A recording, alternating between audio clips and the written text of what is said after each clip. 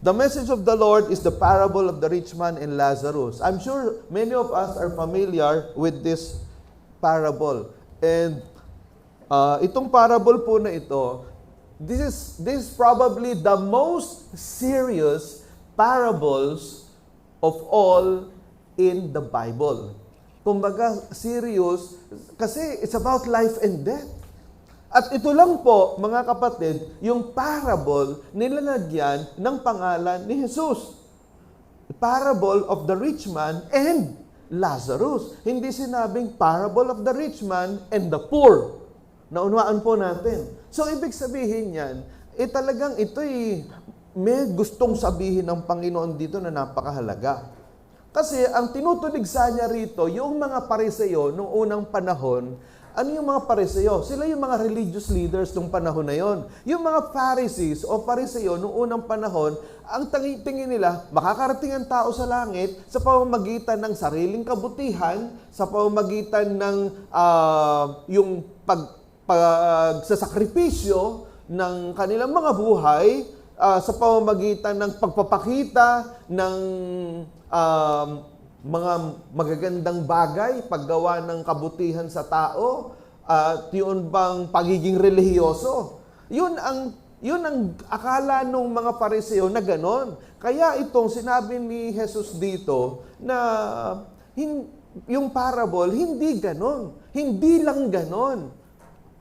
Ang gusto ko pong sabihin mga kapatid, yung kabutihan, tama yon. Ang paggawa ng mabuti, tama yon. Ang pagiging mabait, tama yon. Ang paglilingkod sa Diyos, tama yon. Okay? Pero, kung yan naman ay walang kaakibat na talagang pagsusuko ng buhay kay Kristo, na may pagbabago ng buhay, pagtalikod sa kasalanan, hindi ka pa rin makakarating sa langit. Okay? Now, tingnan po natin. Itong mayamang ito, ang sabi doon, sa English, he was wearing purple linen. Yung purple, bakit daw binanggit yung salitang purple? Sa Tagalog ay lila. Ibig sabihin, nung panahon daw na yon, hindi ka makakapagsuot ng purple dress kung hindi ka milyonaryo. So talagang pinapakita dito ni Jesus, milyonaryo to.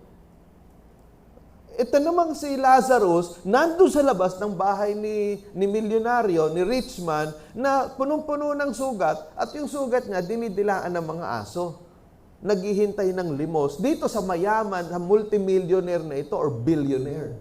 So, kaya mga kapatid, makikita po natin na nung namatay, itong si billionaire, akala niya siguro, sa langit siya pupunta. Saan napunta itong si billionaire? Sa hell, sa impyerno. And then, ito namang si Lazarus, saan siya napunta? Sa langit. I believe this is the greatest twist of all time. Bakit? Tingnan po ninyo. The rich man, he was having a feast on earth, but then he got tormented. He experienced death, eternal death, dito sa impyerno. At ito namang, at nakaranas din siya ng, yung hell, sa impyerno siya napunta. Samantalang itong si Lazarus, mga kapatid, ito ay nagkaroon ng comfort. Ano yung comfort? Binigyan siya ng palubag, kinalinga, at nakaranas siya ng eternal life doon sa langit. Naunawaan po ninyo, nagkaroon ng matinding twist dito sa kwento na ito ng parable of the rich man and Lazarus. Pangalawa, tingnan natin yung regretful conversation. Pag sinabi nating regretful, panghihinayang, pagsisisi. So, tingnan po ninyo yung conversation. Basahin natin ulit sa wika Ingles. Okay, malilinaw ang mata. 1, 2, 3. In hell, where he was in torment, he looked up and saw Abraham far away with Lazarus by his side. So he called to him, Father Abraham, have pity on me and send Lazarus to dip the tip of his finger in water and cool my tongue because I am in agony in this fire. But Abraham replied, Son, remember that in your lifetime you received your good things, while Lazarus received bad things. But now he is comforted here and you are in agony. And besides all this, between us and you are a great chasm, has been fixed, so that those who want to go from here to you cannot, nor can anyone cross over from there to us. Anong sabi? Ano yung conversation? Ito napunta sa hell. Ang linaw, in hell, sa impyerno. Ang sabi na where he was in torment. Ano yung torment? Pinarurusahan. Tumingala siya, Amang Abraham, pwede ba utusan mo si Lazarus na dalawin naman ako dito at yung daliri niya, idaw-daw sa tubig at ipatak naman sa dila ko. Kasi ako'y talaga hirap na dito sa apoy na to. Tingnan ninyo ha. Okay? Itong mayamang ito, akala niya, kasi nasanay siya sa lupa na nag-uutos. Nasanay sa lupa na siya yung presidente, siya yung hari. Akala niya sa impyerno, kaya pa rin niyang utusan si Lazarus. Naunawaan po ninyo. Nakalimutan niya ang impyerno na yun. At si Lazarus nasa langit, hindi na niya pwedeng utusan. Nagpapakita to, mga kapatid, na ang taong masama sa lupa, pagdating sa impyerno, masama pa rin. Walang pagbabago sa impyerno. Hindi nababago ang buhay ng tao pag pumupunta sa impyerno. Naunawaan po natin. At itong lalaking ito, walang pagbabago yung kanyang ugali. Okay? Now, ang sabi dito, but Abraham replied, remember, tandaan mo, alalahanin mo, na nung nabubuhay ka pa sa lupa, ay, ang gaganda ng mga natatanggap mo, yung kinakain mo, masarap. Ang talagang nahihiga ka sa pera, lahat ng gusto mo, nakukuha mo. At si Lazarus naman, puro kahirapan. Pero ngayon, ikaw ay nagdurusa, si Lazarus naman ay nakakaranas ng kaginhawahan. At isa pa, merong napakalaking bangin sa pagitan natin. Yung nandyan, hindi makakatawid dito. Yung nandito, hindi pwedeng pumunta dyan. Ano ibig sabihin nito, mga kapatid? Alam nyo, ang parable, hindi naman ito talagang totoong pangyayari, pero ito ay may katotohanan. Ito'y base sa katotohanan, nagtuturo ng mga katotohanan sa buhay. Ano sinisimbolo nitong great chasm, itong bangin na to? Ibig sabihin niyan, yung nasa impyerno, hindi na pwedeng pumunta sa langit. At yung nasa langit, abay, sino naman ang gustong mula sa langit pupunta sa impyerno? Ibig sabihin, hindi na pwedeng mag-crossover. Now, the rejected prayer, ito. Ay, sumunod, basahin natin, verse 27. 1, 2, 3. He answered, then I beg you, Father, send Lazarus to my father's house, for I have 5 brothers. Let him warn them, so that they will not also come to this place of torment. Okay? Abraham replied, they have Moses and the prophets. Let them listen to them. No, Father Abraham, he said, but if someone from the dead goes to them, they will repent. Ang ganda sana, no? Ang sabi nitong si Richman, hindi na pala ako pwedeng, bumalik, o wala nang pagkakataon na umalis ako dito. Padala nyo na lang si Lazarus. Ito na naman si Lazarus, inuutosan si Abraham ngayon. Padala nyo na si Lazarus doon sa bahay ng mga kapatid ko. Kasi meron akong 5 kapatid, lalaki. Ayoko mapunta sila dito sa lugar ng pagdurusa. Ang sabi ni Abraham, andyan si Moses, andyan ang prophets, makinig sila doon. Ano ibig sabihin ng Moses and the prophets? The Old Testament. Kasi ang pinag-uusapan dito muna, wala pang New Testament dito. Nung ginawa ito ni Jesus, wala pa yung New Testament. Nung itinuturo ito ni Jesus, wala pang New Testament. Meron pa lang Old Testament. Ang sabi, andyan si Moses and the prophets, referring to the Old Testament. The Bible during that time was from Genesis to Malachi.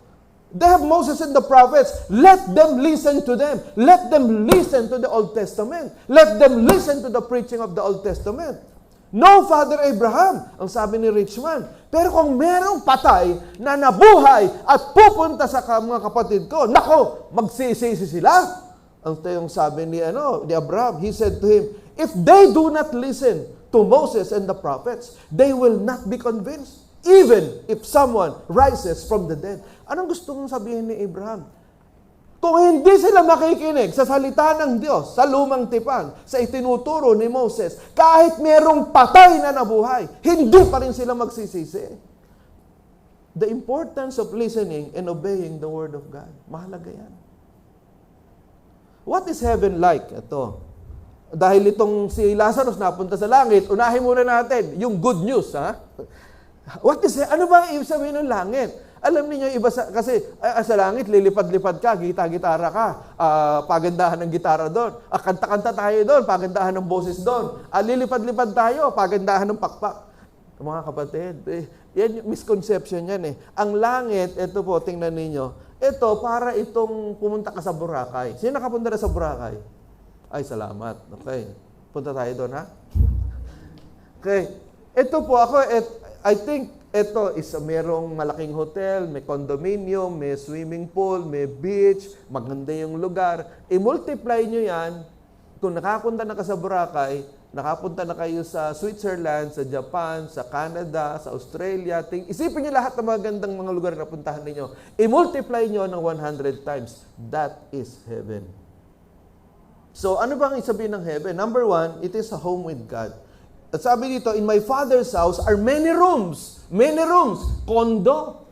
If it were not so, would I have told you that I go to prepare a place for you? And if I go and prepare a place for you, I will come again, I will take you to myself, that where I am, you may be also. Yun ang pangako ni Jesus sa kanyang mga disipulo. Huwag kayong malungkot. Sabi ni Jesus sa mga disciples niya, kasi aalis ako, ipaghahanda ko kayo ng tutuluyan. Kondo. Ipaghahanda ko kayo ng mga kondo. Pag naihanda ko na lahat yon, kukunin ko na kayo. Ano ibig sabihin ni Jesus? Sa huling panahon, lahat ng nanampalataya sa akin, kukunin ko kayo. Pinaghahanda ko kayo ng mga kondo, ng mga bahay. Okay? Heaven is described as a home where believers are in the presence of God, enjoying eternal fellowship with Him. Okay? Pangalawa, eternal joy. Ang sabi sa Revelation 21 verse 4, basahin nga po natin. 1, 2, 3. He will wipe every tear from their eyes. There will be no more death, or mourning, or crying, or pain. For the old order of things has passed away. Heaven is described as a place of everlasting joy and the absence of suffering. Ano ibig sabihin nito? Eternal joy. Ito sa mga paborito kong verses sa buong Bible. Revelation 21:4. Tingnan nyo. No more death, no more mourning o kalungkutan, no more crying, no more pain. Wala na lahat yan. Mamimiss mo yung mga sakit na yan. Mamimiss mo yung mga lungkot na yan. Mamimiss mo yung mga sakit ng puso na yan. Mamimiss mo lahat ng kapangitan dito sa lupa dahil sa langit, wala nang pangit. Lahat ng klase ng kapangitan sa lupa, wala sa langit. Because there is eternal joy in heaven. Pangatlo, it is an abundant life. Abundant. Ang sabi ni Jesus, John 10:10, I came that they may have life and have it abundantly. Abundant. Ibig sabihin, masaganang buhay. Yung masaganang buhay na yan, hindi lang sa langit yan. Hindi lang sa lupa, sa langit din. Okay? In heaven, believers are promised an abundant and fulfilling life in the presence of God. Abundant. Masagana. Hindi ka na maghihirap. Hindi mo na kailangan magtrabaho ng 8 oras tapos kikita ka ng 500 pesos. Kung hindi sa langit, may trabaho pa din. Ha? Listen to this. Magtatrabaho pa rin tayo sa langit, pero per hour dyan, 5,000 pesos. Isipin nyo na lang. Naunawaan po ninyo. Now, victory over death. Ito yung sumunod. Ang sabi sa 1 Corinthians 15:54-55, basahin natin. Then, when our dying bodies have been transformed into bodies that will never die, this scripture will be fulfilled. Death is swallowed up in victory. Oh, death, where is your victory? Oh, death, where is your sting? Para sinasabi dito ni Apostol Pablo, yung ating mga katawan na nabubulok, tumatanda, nagkakasakit, humihina, ito'y mababago. Magkakaroon tayong tawag dito, glorified bodies. Pagdating natin sa langit, wala nang kamatayan. Only life na, only life. Alam nyo ba yon? Wala nang kamatayan, hindi na tayo mamamatay kasi tinalo na ng Panginoon ang kapangyarihan ng kamatayan. Heaven signifies victory over the fear of death and the promise of eternal life. Okay? And then, everlasting love. For I am sure, ang sabi dito, that neither death nor life, nor angels, nor rulers, nor things present, nor things to come, nor powers, nor height, nor depth, nor anything else in all creation will be able to separate us from the love of God in Christ Jesus our Lord. Ano ibig sabihin nito ni Apostol Pablo? Sigurado ako na kahit kamatayan o buhay o mga kapangyarihan, mga anghel, yung mga bagay sa kasalukuyan at mga bagay na darating, anumang kapangyarihan yan sa nilikha ng Panginoon, walang makakapaghiwalay sa atin sa pag-ibig ng Diyos. Everlasting love. Heaven is a place where believers experience the everlasting and unconditional love of God. Pinakahuli, description of heaven, new creation. Ang sabi ito, Revelation 21:5, basahin ng mga kabataan, 1, 2, 3. And he who seated on the throne said, Behold, I am making all things new. Also he said, Write this down, for these words are trustworthy and true. Ibig sabihin, bago na lahat. New creation, new heaven, new earth. Wow! Praise God. That is heaven. Yung mga pangit talagang wala na lahat yan. Matitira lang yung mga magaganda. Okay? So, heaven is described as a place of renewal and a new creation where all things are made new. Okay? So, in summary, what is heaven like? Home with God, eternal joy, abundant life, victory over death, everlasting love, and new creation. Tapos na tayo sa heaven. Good news. Punta tayo sa bad news. What is hell like? What is hell like? Kasi maraming tao gusto lang langit eh. Ayaw tanggapin na mayroong impyerno. Ayaw maniwala na may impyerno. Kala nila ang lupa, impyerno na yan. Mga kapatid, kung ang buhay mo dito sa lupa, impyerno, i-multiply mo 1,000 times, yun ang totoong impyerno. Doon ka pupunta. Kung wala kang Kristo sa puso.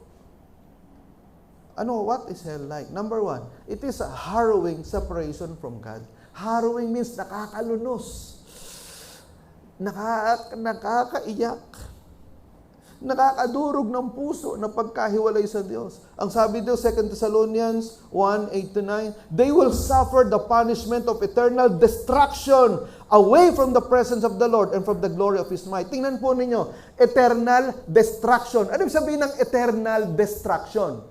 Ano ibig sabihin ng eternal? Habang panahon. Ano yung destruction? Pagkawasak. Habang panahon na pagkawasak. So, ibig sabihin, walang katapusang pagkawasak. Okay?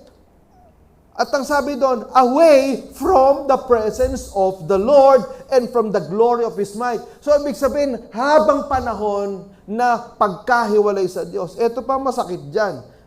Hell is described as a place of separation from God where individuals who rejected God and the gospel of Jesus Christ are distanced from His presence and from their loved ones forever. Hindi ba kapag yung mahal mo pamilya mo, di ba? Mahal mo yung asawa mo, yung anak mo, yung tatay mo, yung mga kapatid mo, mahal mo, di ba? Sino dito nagmamahal sa magulang? Na handa kayo magsakripisyo para sa pamilya ninyo, para sa pamilya ninyo. Di ba?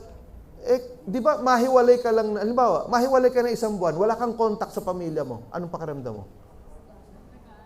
Di ba yung mga preso, kahit gaano kasama, pag walang dumadalaw, gusto magpakamatay?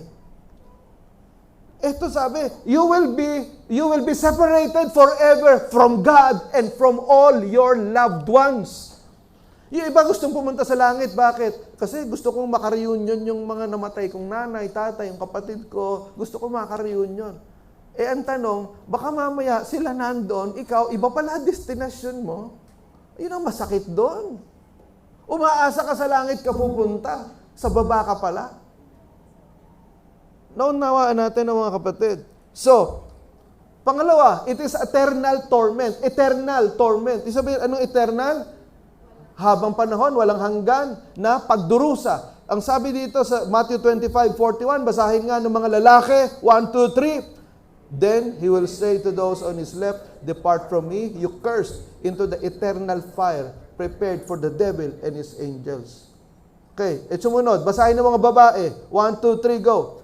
"And if anyone's name was not found written in the book of life, he was thrown into the lake of fire." Tingnan ninyo, ano sabi dito? Eternal fire. Ang sabi ng Panginoon, lahat ng mga nasa kaliwa ko, punta kayo doon sa eternal fire. Kayo mga isinumpa.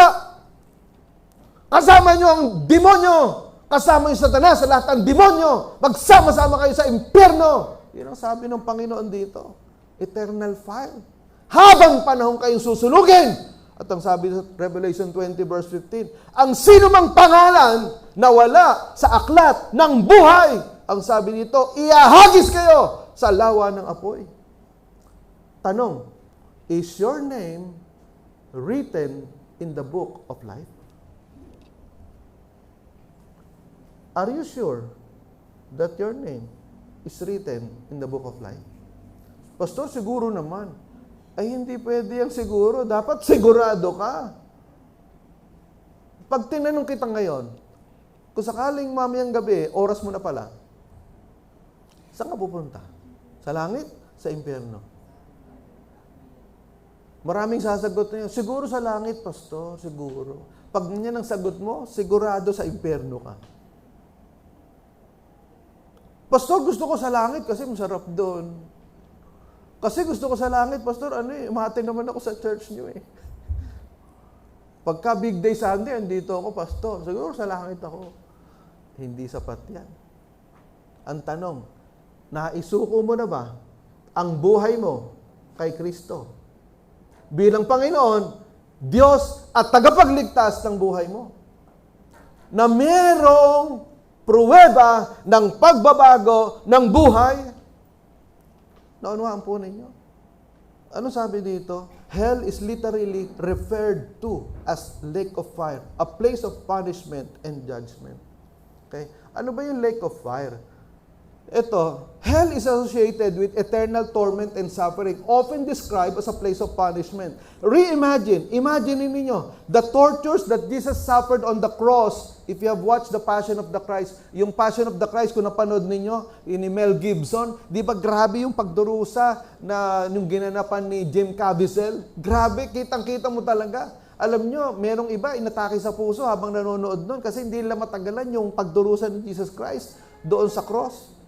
That is the closest thing that people can feel in hell. They will cry for death, but they will not be given death. Iiyak ka na mamamatay ka, walang immunity to pain sa hell.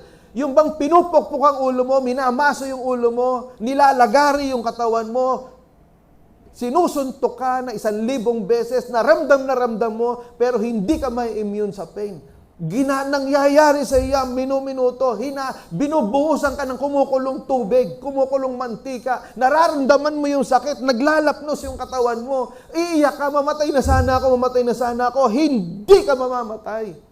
Bakit? Eternal ang torture sa hell. Hindi ito 1 million years. Nako, nakaka 500 years na ako. Nako, 500 years na lang pagdurusa at makakalaya na ako dito. Walang ganon. Eternal yan. Eternal. Alam nyo ba yung eternal? Habang panahon yan.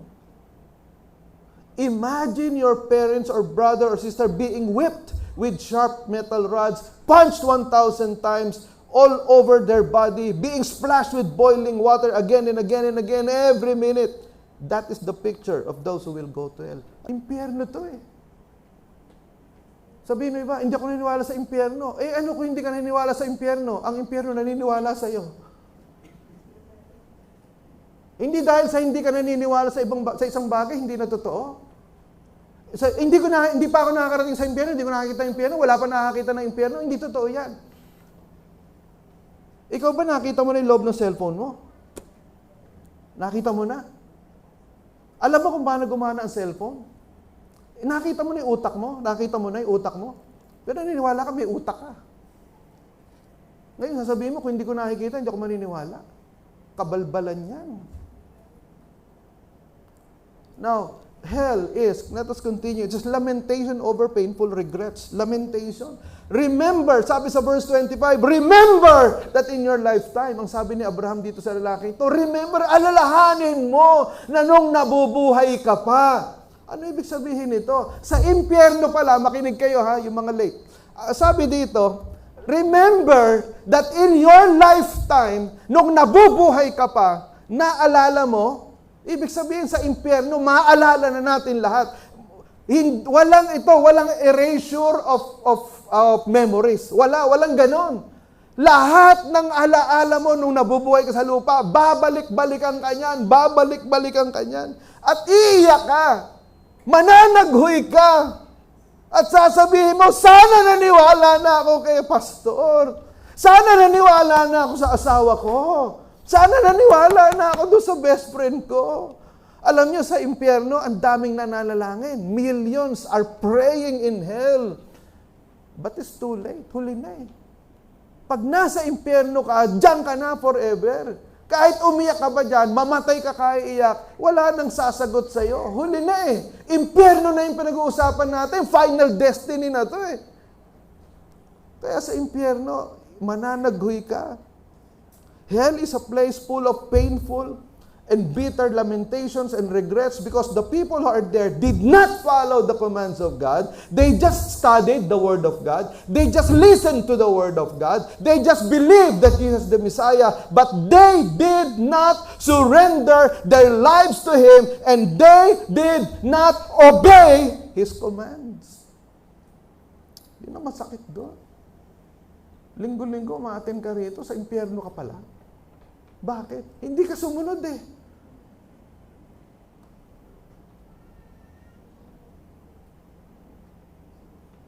Pakitang tao lang yung pagsamba mo eh. And then, it's also loss of hope. Loss of hope. Ang sabi sa verse 26, and besides all this, between us and you, a great chasm has been fixed in order that those who would pass from here to you may not be able, and none may cross from there to us.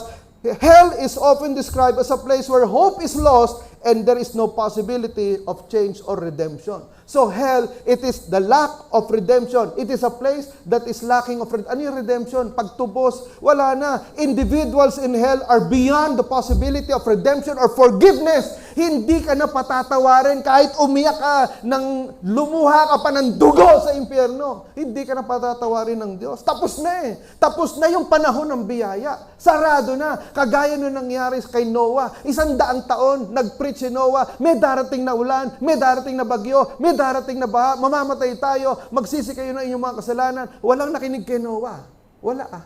Pinagtatawanan siya for 100 years. Noon dumating ang bagyo, dumating ang baha, nagsara yung pinto, isinara ng Diyos ang pinto ng Noah's Ark. Yung mga tao nagmamakawa, hindi sila pinapasok. Bakit? Tapos na ang panahon ng biyaya.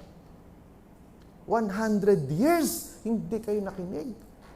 Ganon din naman sa atin. May panahon ng biyaya. At darating yung panahon, matatapos ang panahon ng biyaya. Pastor, may purgatory naman. Ito, basahin natin. Is purgatory for real?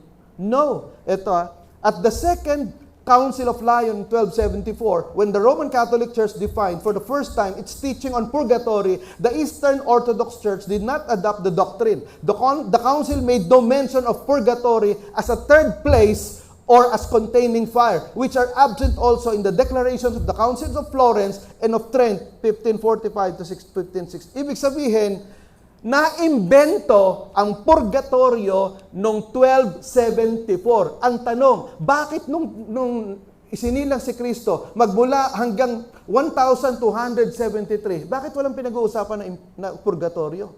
Imbento lang kasi yan eh. Wala sa Bible niyan eh. Even Pope John Paul II and Benedict XVI, mga dalawang popes ito, they have written that the term does not indicate a place. Wala daw lugar na purgatorio. Bakit mo isasaalang-alang yung buhay mo sa isang bagay na hindi naman totoo? Naunawaan po natin mga kapatid. So what is hell like? Hell is a harrowing experience or separation from God, eternal torment, lamentation over painful regrets, loss of hope. That is hell. Kung hindi nyo pa rin naiintindihan kung ano yung impyerno, sigurado sa impyerno ka na talaga. Kung hindi mo nararamdaman, hindi mo nai-imagine kung anong meron sa impyerno, malamang sa impyerno ka nga talaga. Kung hindi nadudurog ang puso mo ngayon, dahil sa mga kaibigan mo at mahal mo sa buhay, na alam mong walang Kristo sa puso, at pag namatayan mamayang gabi, sa impyerno ang punta, at hindi ka nag-aalala, sa impyerno ka rin.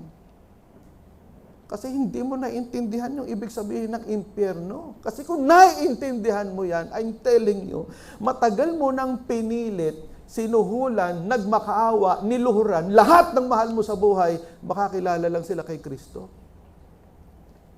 Naunuhan po natin. Kung hanggang ngayon walang pagbabago ang buhay mo, malamang sa impyerno ka, I tell you. Alam niyo ba, yung Nobel Prize, are you familiar with Nobel Prize? Kay Alfred Nobel in 1888, nagbabasa siya ng dyaryo, French. Nakita niya yung pangalan niya, Alfred Nobel died. Milyonaryo po itong taong ito ang namatay lang yung kapatid niya. Pero yung journalist na careless, inilagay yung pangalan ni Alfred Nobel. Buhay na buhay Alfred Nobel. Nabasa niya yung pangalan niya, Alfred Nobel died. At ang sabi do, this man, merchant of death, the inventor of dynamite, died.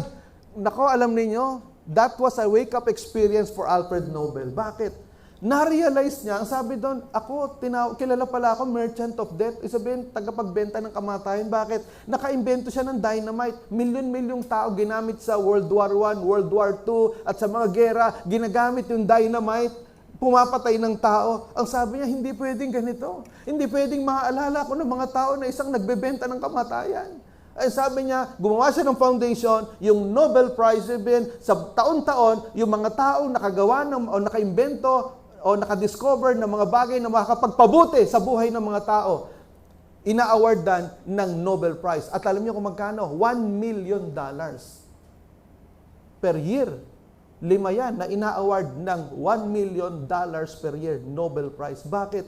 Ang sabi, wake up call kay Alfred Nobel ito eh. Ang tanong, ilan sa atin dito, merong mga wake up call? God is waking you up. Naunawaan po natin.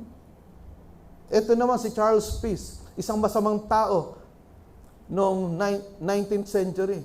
Nung bibitayin na siya, yung pinaka-chaplain, binabasahan siya ng Bible, patungkol sa langit, patungkol sa impyerno, pero aantok-antok yung chaplain. Itong sabi ni Charles Peace, sabi niya, Sir, if I believe what you in the Church of God say that you believe, even if England were covered with broken glass from coast to coast, I would walk over it, if need be, on hands and knees, and think it worthwhile living just to save one soul from an eternal hell like that. Sa Tagalog, Ginoo, Sir, Preacher, kung ako'y maniniwala sa sinasabi niyo patungkol sa impyerno na yan, kahit ang buong Inglaterra ay punong-puno ng bubog, lalakad ako ng gamit ang aking kamay, gamit ang aking tuhod, para lang iligtas ang isang tao mula sa impyerno na kagaya ng sinasabi niyo. Naunawaan po natin, mga kapatid. Ang sabi dito sa Mateo 7, 13 hanggang 14, basahin po natin. Pumasok kayo sa makipot na pintuan, dahil maluwang ang pintuan at malapad ang daan patungo sa kapahamakan, at marami ang pumapasok doon.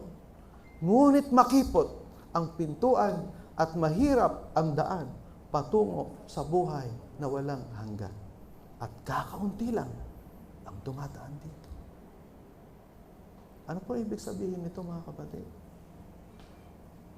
Sabi ni Kristo, makipot ang daan patungo sa langit.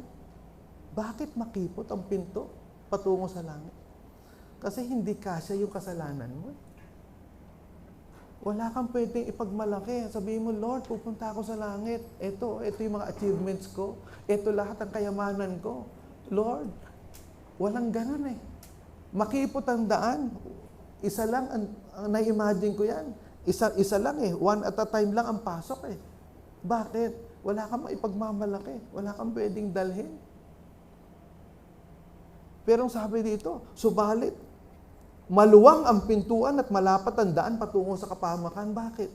Sa impyerno, dala mo lahat ng kasalanan mo. Lahat ng mga taong yung mga kasalanan nila ay hindi pinagsisisihan. Sa impyerno ang punta mo. Bakit? Ayaw mong pagsisihan yung mga kasalanan mo eh. Hindi ka pwedeng pumunta sa langit kasi makipot ang daan doon. Pero sa impyerno, sige, bit-bitin mo lahat ng kasalanan mo. At maraming tao ayaw pagsisihan ang kanilang mga kasalanan. Mahal na mahal ang mga bisyo. Mahal na mahal yung kanilang maling gawain. Ang sabi ng Panginoon, malapad ang daan at maluwang ang pintuan patungo sa kapahamakan.